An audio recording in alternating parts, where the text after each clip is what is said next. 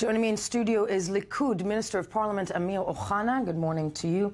I want to start actually by asking you about the cabinet meeting yesterday. I know that you don't have all the details, but this is a very unprecedented attack. What we saw yesterday in Jerusalem, not very unprecedented. Sadly, we remember it from several years ago, pardon me. But when we're looking at the attack yesterday, is there anything in the mind of the administration currently, another plan, a strategy to try and stop what seems to be an ongoing 4 months cycle of violence that's just getting worse and worse? First of all, let me send my deepest condolences for the family of Hadar Cohen and her friends. And I was not at that meeting. I'm not a minister yet. I'm a Knesset member. What we can do, really, when we are talking about these kinds of attacks of small groups, let alone lone wolves, is not much intelligence-wise, but because we cannot put police officer, squad team in every street corner. But what we can do is help citizens defend themselves. We can help them save their own lives. And I think this is one of the things I'm trying to promote.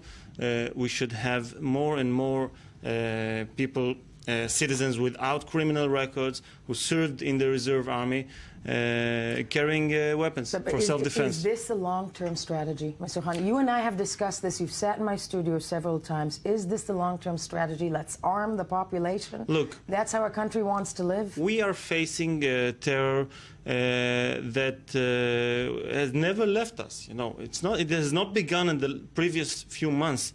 It has begun as early as the state exists and even before. It's not going to go away. Clearly it's not going away. Clearly yes. It's getting worse. Clearly if it was lone wolf attacks and young people, because a lot of it was, we see something that's coordinated yesterday with explosives and guns and knives. Yeah. So what you were suggesting, I'm really trying to understand, is that the population of Israel combats that with carrying guns? No, of course.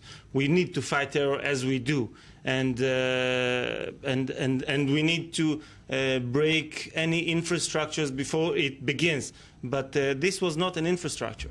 And most of the events we are seeing in the last few months are not infrastructures. So we are having difficulties with that kind of terror. What we need is to fight the incitement, which comes also from the mosques and also from the media. When I take a look at the CBS News, they wrote yesterday, 3 Palestinians killed as daily violence grinds up.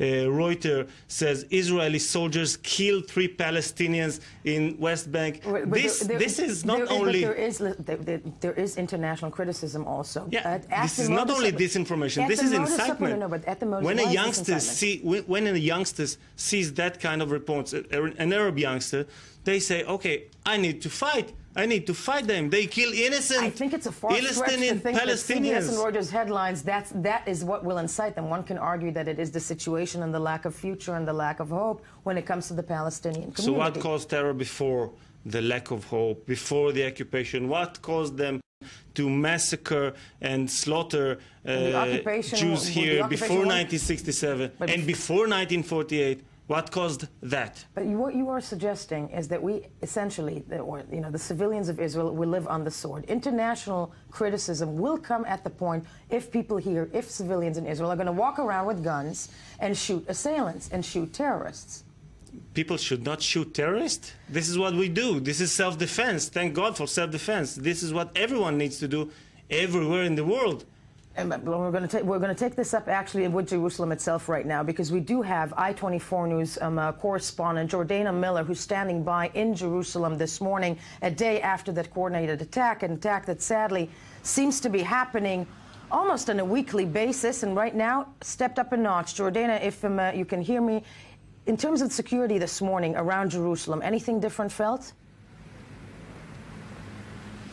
Well, there is quite a security presence here at the Damascus Gate in East Jerusalem, where, of course, the attack unfolded yesterday.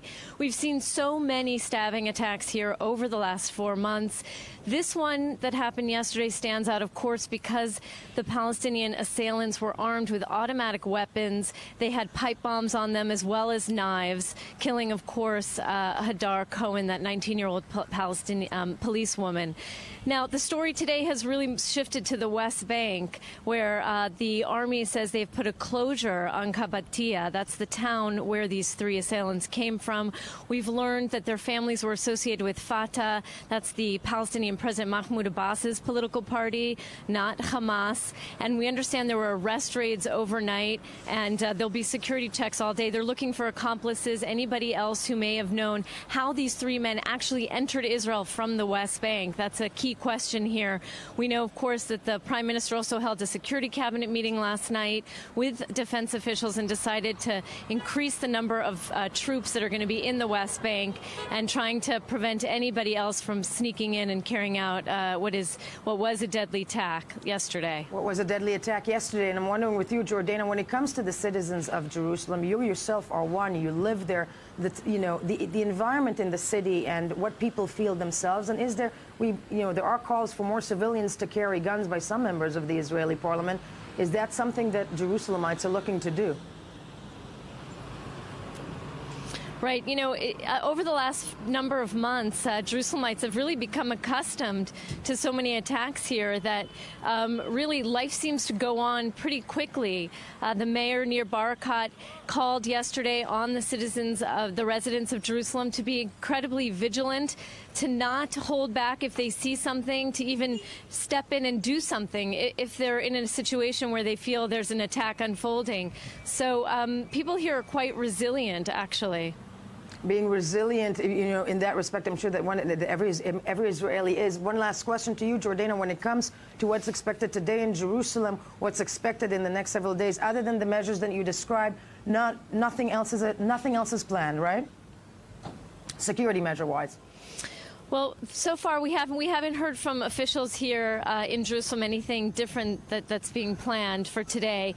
Of course, as I came here this morning, you can see there's quite a police everywhere on motorcycles, in cars, on the streets. But this is something that has been going on now for a few months. Jerusalem has been one of the main targets of these attacks, and I'm sure many people here are concerned this morning and hoping that there are no more attacks to come in the days ahead. In the coming days ahead. Jordana Miller joining us from Jerusalem. I want to thank you. We're also joined in studio right now by former officer of Israel's Internal Security Agency, Gonen Ben Yitzchak. Good morning to you. With us, of course, still Minister of Parliament Amir Oוחana, and of course Ami Kaufman, I24news contributor. Good morning. Mr. Gonen, I want to start with, I want to ask you, because you missed the beginning of this discussion, when it comes to the strategy. This is not going away. 4 months of attacks. One can bolster or, put closure on several parts of the West Bank, but a long-term strategy. You yourself being a security expert, what can be the long-term strategy here to try and stop these attacks? Well, if anybody thinks that the solution is a security solution, it's a big mistake. The real solution is that Prime Minister Netanyahu will go and talk with Mr. Abu Mazen, and they will find together a way to put down the tension in the West Bank. Now, just a few days ago, Israel closed Ramallah because of the terror attack carried by last week. Yes, carried by the bodyguard of I think it was the general, from within the Palestinian Authority, a bodyguard of somebody in the Palestinian Authority. Yeah, this shows that the Palestinian Authority is losing slowly, but it's losing control in the West Bank. The terror attack that we experienced yesterday shows that things go worse. So what Netanyahu needs to do now is strengthen the Palestinian Authority, because if we will see the collapse of the Palestinian Authority, we are going to experience much more violence in the region, not only in Jerusalem. And I think the measures that Prime Minister Netanyahu can do are basically very easy. Very easy. He can give Abu Mazen some power by doing very simple things, like releasing some Fatah members that are not that important and never carried murder, for example. To bolster his position, so to speak. Yes, because now Abu Mazen is losing control. He's losing his authority in the West Bank, in the Palestinian Authority, and this is not for the benefit or for the interest of Israel. So, Mr. Oוחana, I want to ask you, because at the end of the day, you know, that sounds like a strategy, one can say. I'm wondering if you would agree with that, because people, many, not just people from the security establishment, would say that something different needs to be done in terms of bolstering and maintaining the one partner that Israel ever had within the Palestinian Authority. Shouldn't that be the way? Well, I question that Abu Mazen is a partner, but I am in favor. He's the only partner right now. I will answer that. I am in favor of security cooperation between the two bodies, and that has never ceased. We have that, and it's a mutual interest. What I am not in favor is giving terror prizes. When Abu Mazen himself says he's proud of these terrorists, and when Mr. Jibril Rajoub, a very high-rank official in the Palestinian Authority, says that they are the crowns on our heads, how can we sit with them and give them prizes? Will that not be incitement? Will that not increase the level of terror, which was the highest when we talked, when we had the negotiations for raising a 23rd Arab state on the land of Israel? I mean, I think that at the end of the day, this is the big discussion that we're all wondering about. But when it comes to just steps in place right now, Gonen, I'm going to ask you for the next several weeks, because nobody seems to be sitting and talking and giving prizes or concessions to anybody. How can the Israeli security establishment now stop what's going on? What happened yesterday is very disturbing, because if until today we talked about youngsters that, they read some propaganda on the social media and then they go and carry out a terror attack. Yesterday was something different, and the fact that the Israeli security service didn't have the ability to stop it is disturbing, because three people, three friends, they had a friend that got killed. Helped them from one side, but also they wanted to take revenge for the killing of another friend that was killed by Israel. They posted the things on the social media about the fact that they want revenge and they want to become shuhada. There is a problem here. Something in the human aspect, and we talked about it, and the webbing aspect is lacking in the Secret Service, and someone needs, to reorganize the things and work harder, because now we absolutely see a change in the course of this uprising, or whatever we want to call it, third intifada or whatever. It's possible that Gonen is right, that it's wrong that they did not have any previous records of the Shin Bet, but we have to thank Hadar Cohen and her friends who were alert and seized to stop a massacre, which apparently would have been done if they did not stop terrorists. Okay. I think that at the end of the day, the sad thing is that we don't really see any kind of solution in the near future. And for that, I think we're all sorry in many ways. I want to thank you for joining me in this one as we stay on the subject, but slightly different, and move along.